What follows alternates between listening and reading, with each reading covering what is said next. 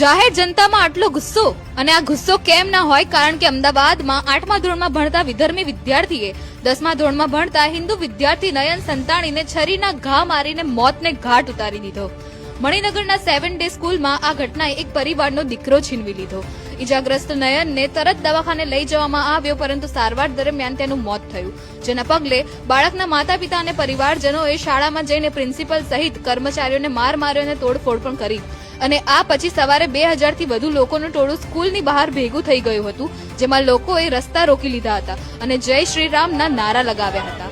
સાથે બેનરો ફાડ્યા, વાહનો તોડી નાખ્યા અને સ્કૂલની બસો અને બારીના કાચ પણ તોડી નાખ્યા. પણ સૌથી મોટો આઘાત તો સ્કૂલના કર્મચારીઓના વર્તનથી લાગે. લોકો પૂછે છે ત્યારે સ્ટાફનો ઠંડો જવાબ કે ખુશ થાવ, ફક્ત એક જ બાળક મર્યો છે. જેનો છોકરો ગયો છે એમ કે છે કે આનંદ કરો, આનંદ કરો, આનંદ કરો, આવી સિચ્યુએશનમાં આનંદ કરવા અને હસતા મોઢે. આવો નિર્દય અને નિર્લજ્જ જવાબ જે માનવતા પર સવાલ કરે, અને એ પછી લોકોમાં વધારે ગુસ્સો જોવા મળ્યો. સિચ્યુએશન નિયંત્રણમાં લાવવા માટે પોલીસે લોકોને બહાર નીકાળવાનો પ્રયત્ન કર્યો અને જાહેર જનતાને બહાર કર્યા બાદ સ્કૂલનો ગેટ બંધ કરી દીધો. હાલ ક્રાઇમ બ્રાન્ચને તપાસ સોંપવામાં આવી છે અને 8મા ધોરણના વિદ્યાર્થીને કસ્ટડીમાં લેવાયો છે અને આમાં ફોરેન્સિક તપાસ પણ ચાલી રહી છે. અને શંકા છે કે સ્કૂલના મેનેજમેન્ટે પુરાવા છુપાવવાનો પ્રયાસ પણ કર્યો છે. ડીઈઓએ સ્કૂલને નોટિસ પાઠવી છે કે એક જ દિવસમાં તમારે આ બાબતે સ્પષ્ટતા આપવી પડશે.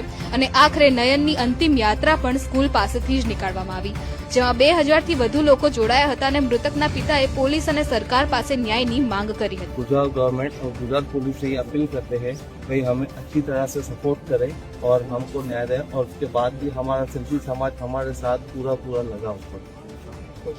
जय हिंद. જવાબદાર કોણ છે? સ્કૂલ, સમાજ કે પછી માતા પિતા, જેમને પોતાના સંતાનને ફ્રીડમ, મોજશોખ અને સોશિયલ મીડિયા તો આપ્યા, પરંતુ સંસ્કાર અને કાબુ આપવામાં એટલી મોટી બેદરકારી કરી કે આટલી નાની ઉંમરમાં તેને કોઈને મોતને ઘાટ ઉતારી દીધો.